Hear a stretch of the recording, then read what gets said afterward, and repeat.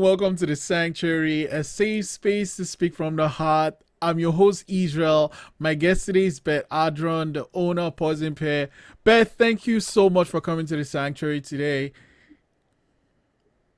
Thanks so much for having me. It's really great to be How here. are you doing? I'm doing pretty good. Yeah, it's been pretty busy lately, finally, after a slow start to the year. But yeah, things are going pretty good. It's looking like things are starting to move again. Yeah, So, so yeah. I'm also going to bounce off that. The year's been slow because of the year before. What were you doing just before COVID started? Like, I guess, what plans did you have just before COVID started? How did COVID affect it? Oh man. Well, I had a lot of plans personally. I was supposed to go on vacation to Mexico, get married in August, and then do a big house reno right after or before, sometime in there. Anyways, none of that. The house reno happened. That's about it. But besides that, business wise, I was supposed to do a bunch of shows. Like I'd signed up for all kinds of festivals and shows down in Toronto. Even signing up for one in Winnipeg. Um, yeah, none of that Mm, happened. So yeah, it was a bit of a weird summer. But at least I still could work because I work alone for the most part. I was still able to produce things, still able to mail it. I had a website that was fully functional, so it was just a little bit different. I didn't have. Um, I usually do a farmers market on the mm, weekends, and that was closed for a while, and then they were only allowing certain vendors, mostly the farmers, which is fair. So I didn't do that for quite a while. So missing that. Um, and a few of my major retailers actually closed mm. completely, like went out Oh, of business. wow. So my wholesale also went down Mm. quite a bit. So it was a bit of a weird year, up and down, but I managed to survive. Here I am, still here, still Yeah, trying. COVID has been devastating in so many ways for all pretty much everybody. I don't think I can remember. I remember like March. I think it was March when that very first lockdown started, and all I would thinking was that in my lifetime, I don't remember an event that made the world just shut down, like the entire world, the planet just shut down. Yeah, It was a scary thing, but I don't know, kind of, I just felt deep down in me, it's like everybody will die or will find a way to get out of this. yeah, And yeah, and we were all in the same boat. Like everyone else was sitting around with nothing else to do but watch oh my god, did Netflix you and like watch maybe Tiger go. King? Yes. Oh yeah. I remember like I'm like we are watching some shows and then Netflix kept suggesting this now like okay what the hell is a Tiger King? I couldn't like I think I finished it in one day. That's how bad it was. I think we finished it in like Yeah, three, no, maybe. like I started early You win, and then I right? watched it and then I took a break and then I just sat up now watching. I couldn't believe what I was watching with my eyes. Like this is not like it's one of those stories that if someone told you, you'd be like, nah, man, you're lying. Yeah. So let's talk about Yeah. Poison Pear. How did you get into doing what you do? Well, a bit of a roundabout way. So I went to NSCAD and did study silkscreen printing and drawing, and but I actually majored in ceramics. Oh, But I, yeah, so I was working in mm, clay just because you can't just do that at home. But after I graduated, it was the textiles that I kept doing. So I was still screen mm, printing, adding little things to my pants, and I got a sewing machine and I was trying to make my own clothes, not very successfully then. But after graduating, my boyfriend and I decided to move to Victoria, mm, and randomly, well, not really randomly, through his work people, knowing people, got a job with a small clothing company that really took a big chance on me, not having all that much actual mm, experience. So they stuck me on a sewing machine, took a chance, and just to see what I could do, and I took to it pretty quickly because an actual industrial sewing machine, I don't know, it was just like so much easier than this one that my grandma gave me that's barely.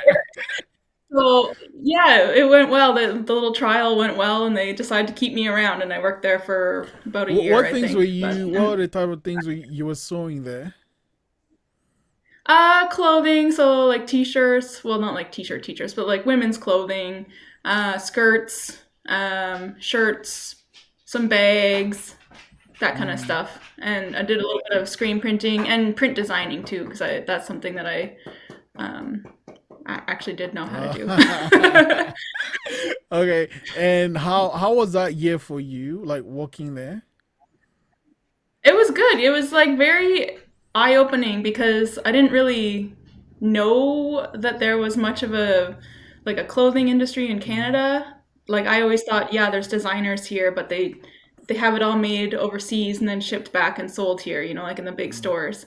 But seeing this little indie brand just doing it all in their little studio upstairs with maybe like 5 employees or maybe 10 total, and they had like a couple of their own stores and stuff like that, just made me realize that there is a way to do this and that I could do it. Yeah, so whenever I moved back to Halifax, I slowly started to think, oh yeah, maybe I'll do something kind of a little similar over Mm. here. And when did you start that? 2010, so that was like 10 years ago. Very small. Like I was making a few scarves and maybe some pouches and just selling them on Etsy. And then I did a little like pop up show before Christmas kind of thing. And then yeah, just slowly built from there. So it was very much a very small side Yeah. hustle at that Did you point. start out with the name right away? I did, Oh. yeah. Oh, okay. So what's the story Yeah. behind the name? Well, I always was a little bit into punk rock and metal and just wanted something that was kind of like that's not my whole identity, so I wanted something that was kind of the sweet with the edgy, and Oh. I don't know, I like this like alliteration and the poison apple, poison pear. I don't know, I liked it and I could kind of picture yeah, I could kind of picture it. So that's what have like there's been a couple times where I thought about changing it, but nothing. I could never think of anything that I Yeah, liked as no, much, and so it's I've a great moved name if into you it. ask me. It's like unique, it's distinct. This is what it is. It's one of those names. And then Yeah, how's the building journey been the last couple of years for Poison Pear and for yourself? yeah. I mean, it's been a slow road for sure. I'm not. I really thought I'd have like a retail, like an actual store by now, and that still kind of is where I'd like to go, but I'm not in a huge rush anymore like I thought I was. It's just so expensive and so risky, and I don't know, I'm all right with doing mostly online Hmm. right now, and especially this last year. That's part of why I was so resilient because I was able to just keep on Mm. trucking. So yeah, I don't know. It's been, if anything, trying to get more wholesale under there and just trying to like bring out some new stuff that's interesting to people because I have a very loyal following, Hmm. um, and getting them to kind of keep coming back and share with their friends and stuff like that has been so it's been a very organic kind of growth, I Yeah. guess. And so do you remember the very first time you went with your business to the market or to like what do they call it? Trade show? Yeah, so well, I've never done like a trade show that's for like business to business Mm. kind of thing. I just haven't done that yet. But I remember my very first craft Mm. show. Like when I very first started, I literally registered my business so I could do this tiny little craft show. Oh. It was basically just a flat table with a few scarves just folded on it, and like I think I used a bird cage as like some like a mannequin, hold the scarf. It was really not great visually. I had like a lime green tablecloth that I found at Value Yeah, Village that yeah, I like yeah. printed my like logo on it. Yeah. Um, so it was pretty amateurish, but yeah. And then a few years ago, I did my first big show in Mm, Toronto, which was just like eye opening. It's like 900 vendors. It's called the One of a that's Kind show. crazy. And yeah, I only did the first How half of many it, days was that? um, 5 days. Whoa. But still, it's like setup is 2 full days.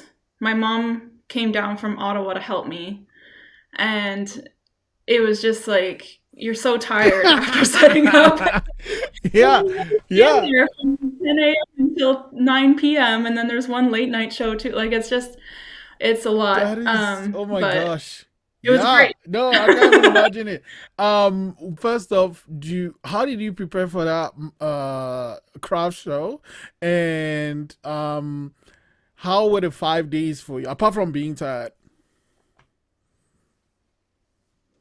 So, well, I would start prepping, like doing the production as like this show started in Mm. November, and I would start producing in ideally August, but a lot of times it wasn't until like the last 3 weeks, basically, when I was just like sewing like a mad woman, 18, not like, working 12-hour days and just going like crazy. But, and then you have to actually get there. So, yeah.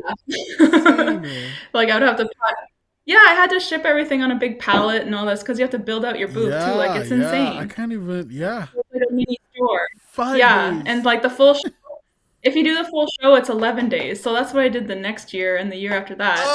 You did 11 days. 11 days. But set up is 2 full days beforehand. So it's Still, oh yeah, like, yeah, yeah, yeah. Oh my gosh. and it's just nonstop. You do get like, what is there? There's one shorter day. It's like a Sunday where it closes at Mm. 6 p.m. And then the last day also closes at 6 p.m. And it's just like, did, did you're just ready to pass out. You feel like a do you zombie. take time out? Do you Like, take time off after those crafts shows? yeah, yeah. So like I'll usually the last couple times I did that, I would drive back to Ottawa with my mom and visit with my family. That's where I'm originally from. So I have my brother and his family lives there still Hmm. too, and all their kids and my grandma. So yeah, I would visit them for a few days and then carry on Mm. back. So that was nice. So, you're from Ottawa originally. What brought you to Nova Scotia? Was it NSCAD? Yeah, Oh, okay. exactly. Yeah, I came here 2002. Yeah. Yeah. So, what made you decide to? Well, you moved to Victoria with your boyfriend then, but like when you were, Yeah, what why dropped me did you back? decide to make Nova Scotia home? It just always felt like home. Like as soon as I moved here, like I never really felt all that at home in Ottawa or my hometown, which was south of Hmm. Ottawa. And it wasn't until I moved to Halifax that I was like, yeah, I really Hmm. like it here. But then after we were here for a while, it's like you run into the same people all the time. It's like you feel that small town feel, and you're like, oh my god, maybe we just need to go somewhere different. So we went to Victoria, which turned out to be like bizarro How? Halifax. It's like you run into all these people. It's another small port city, Oh, university town, and there's just like you run into all these people and they're like we would call them bizarro who whatever because they're exactly like these people that we knew in yeah, Halifax, but they're yeah, yeah, like they have the same look to them, the same like yeah, yeah, yeah. personality, and so it was really weird. But it was really kind of hard place to make friends there, and like I don't know, like we had our work friends, and he was in a band and stuff, and and then our both of our grandfathers actually passed away while we were out Oh, there, like right around the same so time. your grandfather would be Ottawa, and his was where? His was here in Halifax, and mine was Oh, in Montreal. Montreal. Okay. Yeah. So mine passed away right around Remembrance Day, so in the fall, and then his was right after or on New Year's Eve. So it was after that that we kind of realized how far it is from Mm, home. You know, a 6 to 8 hour yeah, flight. like It's really I expensive. was telling a friend of mine that like if you go from say Halifax to Calgary or something, or Victoria, it's like you fly forever. Like you can go to a different country in shorter time than that. Yeah, totally. It's such a long flight, and it got so expensive too, Oh, right? So we couldn't afford to come back all that often. Yeah, so after that we were like, man, we just maybe we should move a little yeah. closer to home, and didn't feel like moving to Ottawa, so we moved to Halifax. So Yeah. yeah, now with Poison Pear, like with the designs, what's the process? And you do some screen printing, like so. Talk me through like from when it's in your head to when it's finally in a customer's hands. Yeah, so I'll start with either drawing in my sketchbook or actually on my laptop. It comes apart to become like a drawing pad. So That's I neat. do drawings. Yeah, I love it. It's a Microsoft Surface Pro. Okay. I really like it. Anyway, so I'd start with drawings and then take those and import them into Illustrator, and can kind of you can make a pattern out of it on Mm. that, or at least like figure out the placement. So that's what I do, and then I print it out onto a transparency, and then there's like a special light, uh, what do you call it, like photosensitive Hmm. coating called emulsion that you put on the screen, that whenever you put your photo positive, which is your transparency, on top of it and shine a light through, it like hardens this paste and then washes out where the Hmm. ink was. So then that becomes your stencil and you can reuse it over and over Mm. again. So that's how that's done. do you do you now you have the I guess the material? How do you decide what you sew with it? Again, I do lots of little sketches, and it's a lot of times just based on what I want to wear. So, I'll make little prototypes, and if I like the way it fits, and I think that other people would like it too, Mm. then that's what I end up making. Yeah. And then I guess with you take this journey, move back to Halifax, and then start creating this business. Like, what were some difficulties you experienced as you're building this thing you love? Um, Probably just feeling like, well, when I had an actual job, just balancing it, because I was getting pretty busy doing my own thing, and I was wanting to do these bigger shows and stuff Hmm. like that. But it just so happened that I was working in retail, and their busy times were the It same lines as up, my yeah. busy times.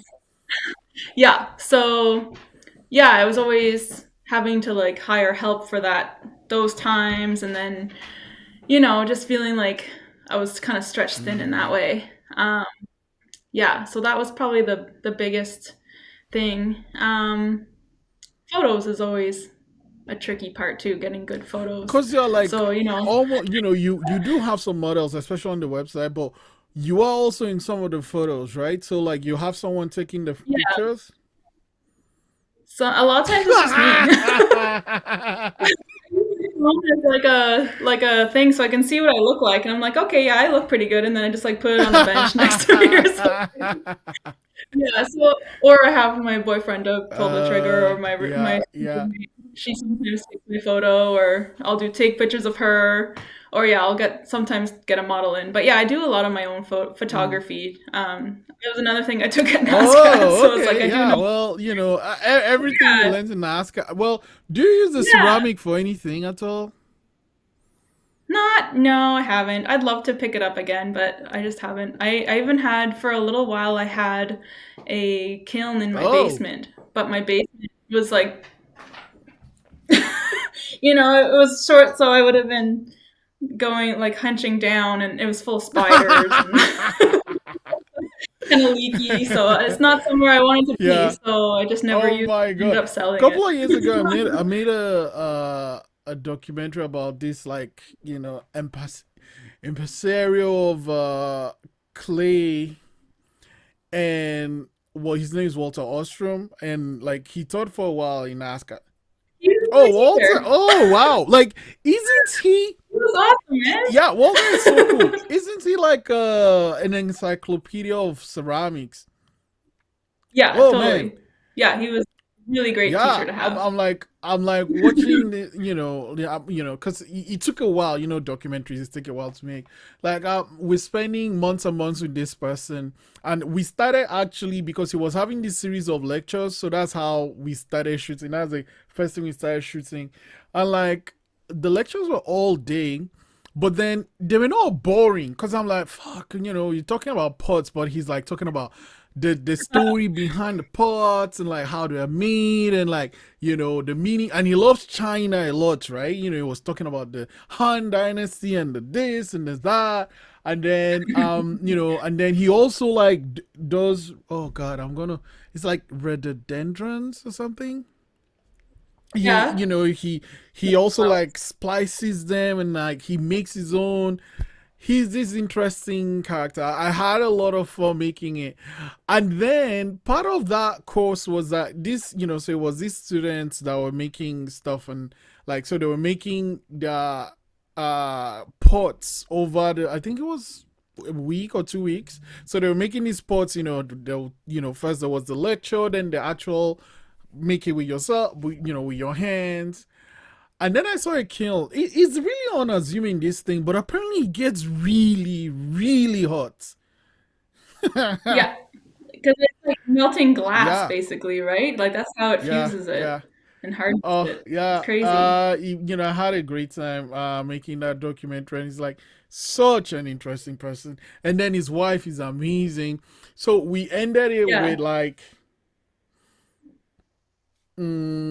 he had his students come to his house for dinner, and then his wife cooked this spectacular meal, and then they were eating from like things they made, and each one has a story. And one of the stories that stood out to me was him talking about like how Chinese soldiers, the way they drink from the cup will tell you if a person is a soldier or if there's a farmer. So it was interesting. It was for making it. I went to Thanksgiving dinner at his house one time because he used to have any students that didn't have anywhere to go, they would go to his house. So I went one time. Did you know that he has a Yeah, yeah, it tortoise? does. Yeah, the Oh, Red Law is yeah. the tortoise, and unfortunately, Red Law Oh is man. is passed on now. Yeah, Oh, yeah, that's but sad. but Red Yeah, that Law was made it really into the fun. film, but he passed on before the film was done.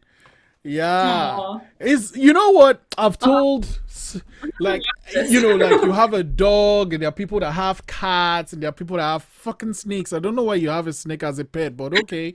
I'm like, if I'm ever having a pet, it has to be a tortoise, man. Cause like when the thing is just there, money is business. It is Yeah, they're low just maintenance. You don't need to walk it. It just eats his leaf, yeah, they just follow the and they fun. live on forever. Like if I had a tortoise from like 10, 20 years ago, the thing will possibly outlive me, because those things live forever and ever and Yeah, they ever. live for Anyway, hundred yeah, years. no, no, it's great. When you mention ceramics, like, could it have been? Walter is a really interesting person. So, Yeah. Sidebar. how was the Thanksgiving dinner you had at his place? Oh, it was amazing. Like he showed us around his garden and like talking and again, yeah, like you said, all the cups and stuff. He would give us a tour of his china cabinet Yeah, and all yeah, this yeah. stuff. China And is really it was really important.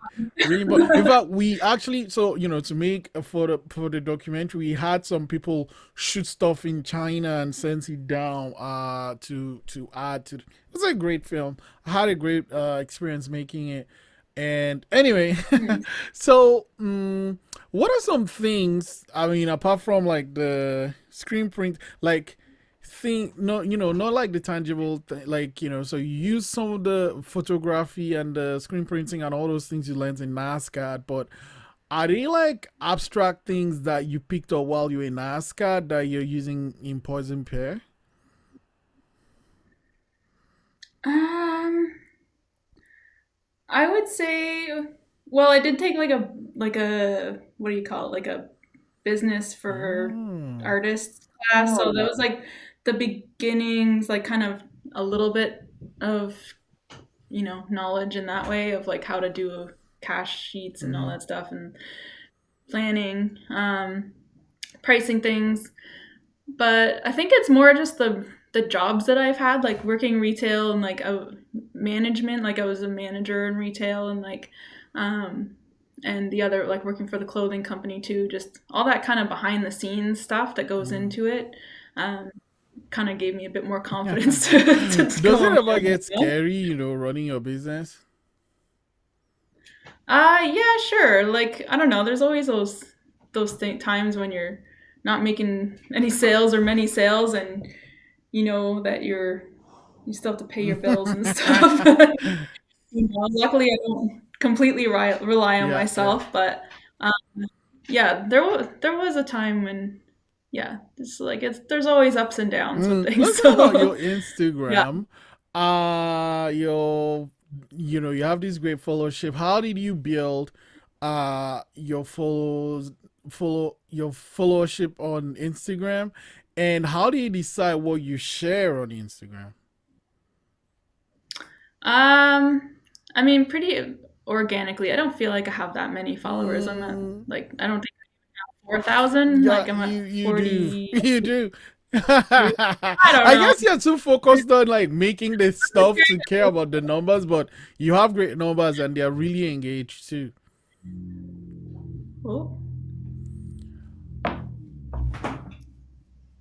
oh. Sorry, you No, cut no, out for no. a second I there. was saying, no, no, no. You have really great numbers and they are also really engaged too.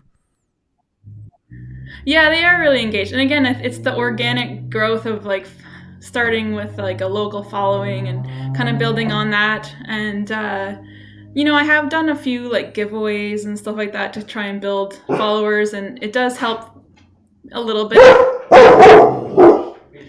But yeah, for the most part, it's just from using relevant tags, like hashtags, and posting. I don't know. I guess interesting photos. I like to kind of switch up from just doing product shots to doing behind the scenes. Like I do a lot of photos and videos of printing and how that works, because a lot of people just they'd have no idea what goes into Mm. it, and the process behind it, and they're really interested in it. So I do a little bit of that, and yeah, it's trying to decide what to post is always difficult. I Yeah. find that half the time, yeah, I think I'm like, okay, I need to post something on Instagram Mm. today, and then I'm like, what am I going to post? And I'm like, I don't know what I'm. No, I just don't post anything, so I don't post as much as I know I should. You know, would Yeah, yeah, yeah. you? So let's go back to COVID. COVID happened, plans got shut down, but you said luckily you had your website and you were selling from there. Um, how easy was it for you to make that pivot, and what are some things you had to change, in how you do business directly due to COVID? um, I didn't have to pivot too much because, like I said, it was already Hmm. there.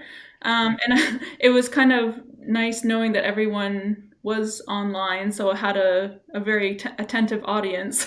So, there was a little while where I was doing pretty well, that people were really wanting to support Hmm. local and stuff. So, yeah, I was actually doing pretty well for a little bit there. It was actually when the stores opened up again and people could go back to Costco and go back to Old Navy Mm. and stuff, that uh, it slowed down a little bit again. So yeah, I think the biggest thing was adding uh, local delivery and pickup as an option to my Oh. website, which I hadn't really done before, but um, just trying to make it easier for people, to get their stuff and give locals more options, because a lot of times they would just pick it up from the market, but I wasn't there Mm. anymore. So, instead I was saying, you can drive out to Porter's Lake to my studio if you want to pick it up there, or for $5 I'll deliver it within Dartmouth or Mm. Halifax kind of thing. And But like, what are some things you learned when you added the home delivery and pickup?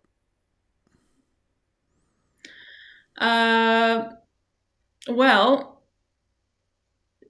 you have to be really clear about when you're going to be around.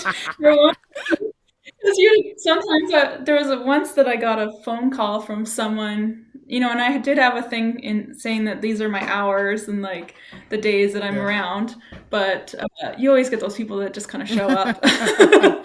And then they're like, where are you? Like, oh, luckily I only live like 5 to 10 minutes away, so Yeah. you're right there. But and then same with the local Mm, delivery. If you only have like one or two, it's not really worth it. mm, So I did get rid of it after a while because there weren't as many people like asking for local mm, delivery for a bit. mm, So mm. yeah. Pick up is more their jam. Now we live in one of the, I guess, luckiest place in the planet where things are opening up, and life is gradually returning back to normal. Vaccines are getting shared and all that. What things are you doing, I guess, in preparation for that? And talking of like those craft shows, I don't think, do they do anything virtually? Um, there a little bit. I didn't do very many of the virtual shows. Like there were a lot of them going around at Christmas. I did one that was that one of a kind show, the Toronto show. I did that one virtually because it was a 2 month long, basically, and it ties in with Shopify, which is what I already use. So keeping track of inventory was pretty easy, and uh, I knew it was going to just be like a slow trickle, not just like one Yeah, weekend of something and then yeah. nothing kind of thing. So, um, yeah, I did that, and it was exactly what expected. It was just like a slow trickle of sales over the Hmm. 2 months, but it was better than nothing, and I made a profit on it, so all good. Yeah, but some of the other ones just seemed like so much work for not that much reward. So here's one though, you do the screen print, you sew it, you get all that, you do the delivery. Like, is it just you? Like, really? Like, do you have anyone help from time to time, or is it all just Beth? From time to time, I have help. Like, I have hired some people in the past to like work the market Mm, for me or to do some sewing when I mm. need it and stuff like that. Right now, it is just me, Wow. and for the next little bit, it'll probably just be me. But I would like to add someone just to take some Yeah, of I'm the looking at stress these off of. things. It's like it's so intricate. The patterns are like super specific, so you have to really, really spend your time, especially on your silk screens. And then you make it, and then you Yeah, sew it. And, oh my god, that's so much work. yeah. Yeah, and I mean, I did hire someone to do some help with some sewing, but part of how I do things is like there's a lot of waiting for ink to dry. So because you have to do it in Oh, phases so that you're so yeah, not. you have this going on, then you have Yeah, that going on. yeah. So I Oh print something yeah, and then sew something, yeah, go back to yeah, printing yeah, and then sew yeah. it. So it's a little back and forth, and that way my body doesn't get as tired either. So I kind of like that. So when I hired this person to do some Hmm. sewing, just part time, but even then I was like I was only printing, and I was just Yeah, waiting or doing yeah, admin yeah, or something yeah, in yeah. between. But my body got so sore. So the up and down that I usually have.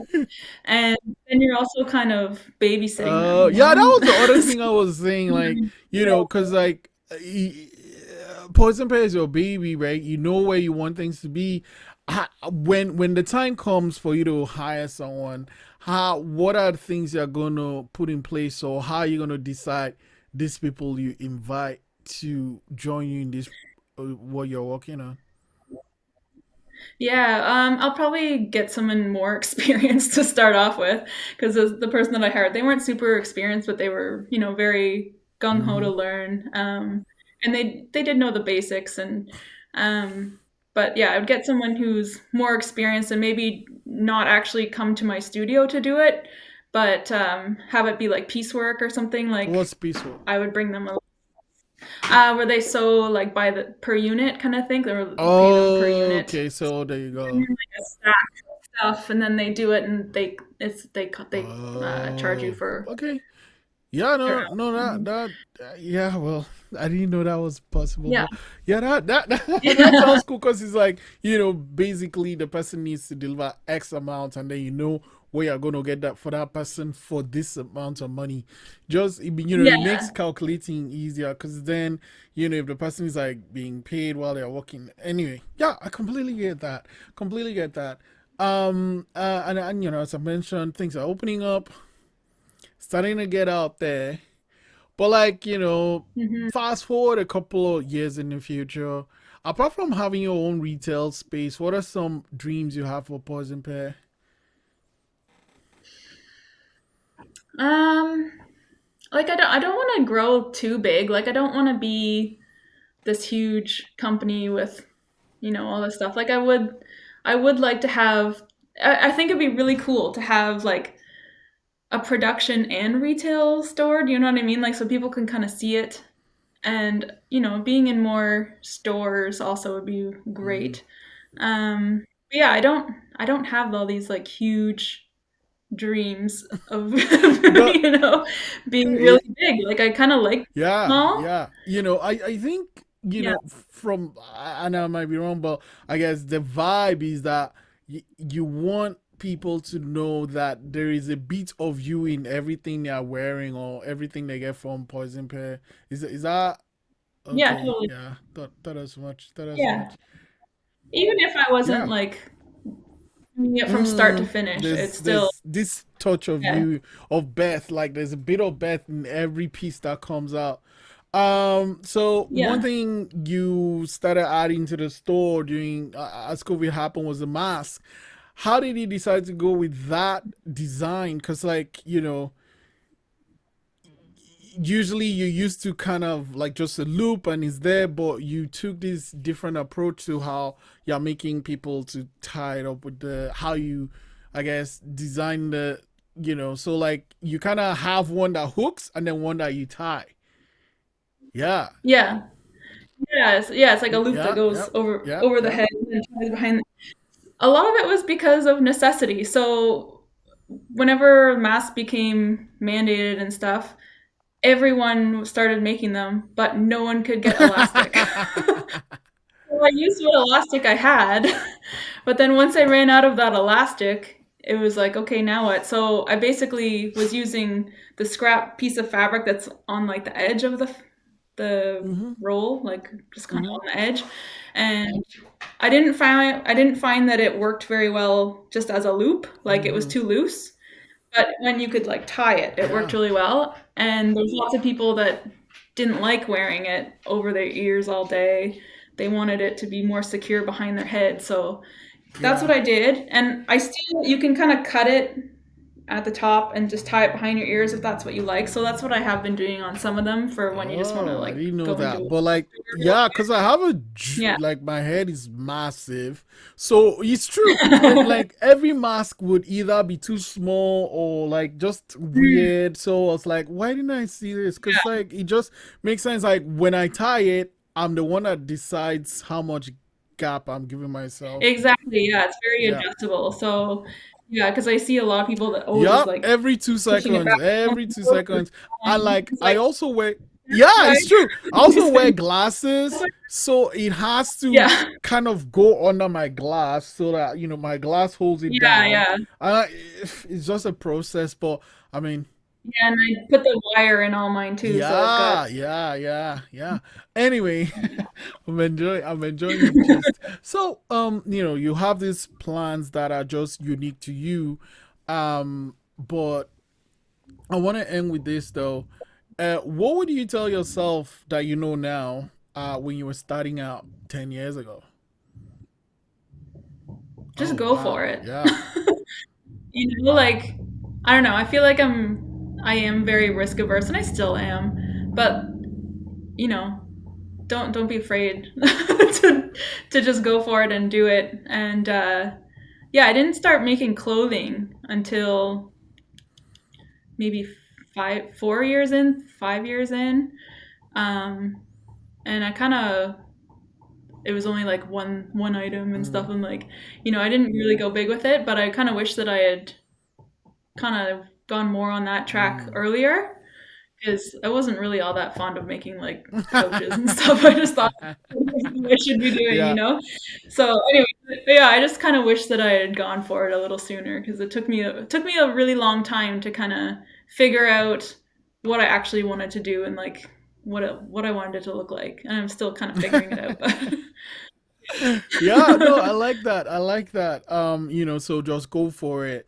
And I mean, you're going to be learning in the process anyway, so might as well. Yeah, Might yeah, as well. yeah. Oh man, Beth, thank you so much for coming to the sanctuary and for sharing it, and for making me remember the time I walked on Walter Ostrom's documentary and meeting the man himself. Yeah, you'll have to, if you have a link to that, you should send it to me. Oh I'd love yeah, to okay, see cool. it. I'll do it. I'll do just that. I'll do just that. Okay. Thank you so much. Thanks for having me.